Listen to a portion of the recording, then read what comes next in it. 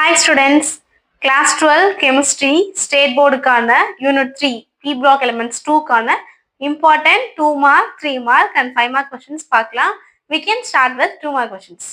So 2 marks வந்து first question என்னன்னா preparation of nitrogen page number 57. Second question uses of nitrogen page number 58. Third question formation of amines and nitrates which is page number 60. So இந்த யூனிட்டை பொறுத்த வரைக்கும் uses தான் நிறைய cover ஆயிருந்திருக்கும் 2 marks கொஸ்டின்ல.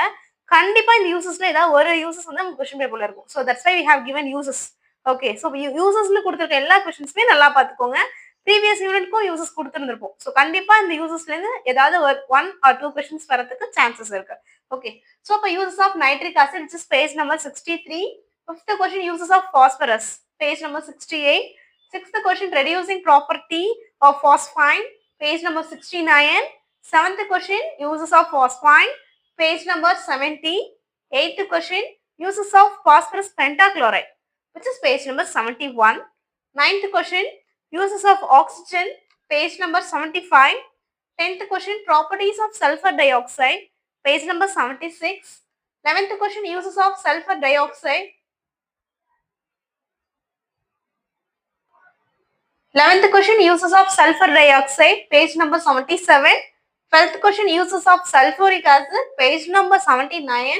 13th question uses of chlorine page number 86. 14th question uses of HCl hydrochloric acid page number 87. 15th question properties of interhalogen compounds page number 89. So that's all about the 2 mark which is covered in unit 3 P block element.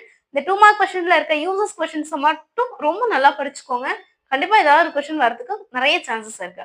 So next we move on to 3 mark questions. So 3 மார்க்ல first question என்னன்னா structure of ammonia. இதோட structure நீங்க கண்டிப்பா போடணும். எந்த question ஸ்ட்ரக்சர்னு இருந்தாலே அதோட structure நீங்க கண்டிப்பா போடணும். So structure of ammonia which is in page number 60. And then second question structure of phosphine with users or அதை எப்படி கேட்கலாம்னா ஹோம் சிக்னல் அப்படின்னு கேட்கலாம். ஹோம் சிக்னல்ல எந்த இடத்துல உங்களுக்கு வந்து நோட் பண்ணிருக்காங்க அப்படின்னா அதோட யூசஸ்ல. ஸோ எதனால ஹோம் சிக்னல் யூஸ் ஆகுது அது அப்படிங்கிறத பத்தி ஃபுல்லா அதுல டிஸ்கிரைப் பண்ணிருக்காங்க. ஸோ ஹோம் சிக்னல்னு கேட்டாலுமே சேம் அதே கொஸ்டின் தான் நீங்க எழுதணும். ஹோம் சிக்னல் மட்டும் கேட்டாங்கன்னா யூசஸ் மட்டும் எழுதினா போதும். ஸ்ட்ரக்சர்னு கேட்டா மட்டும் நீங்க ஸ்ட்ரக்சரை சேர்த்து எழுதணும். Okay, which is on page number 70. Next third question it's a very very important question. This third question is a very very important question which is in unit 3 Decaun's process which is in page number 83.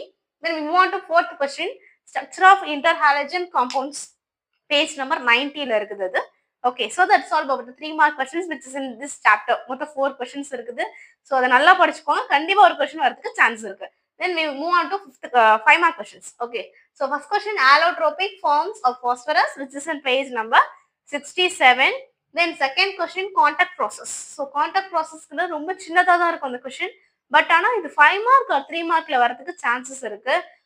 அதனால இதை நல்லா படிச்சுக்கோங்க. Page number 77ல இருக்குது அது. Then third question வந்து uses of Nobel cases. இதுல எல்லா கேசஸையும் நீங்க படிச்சுக்கணும்.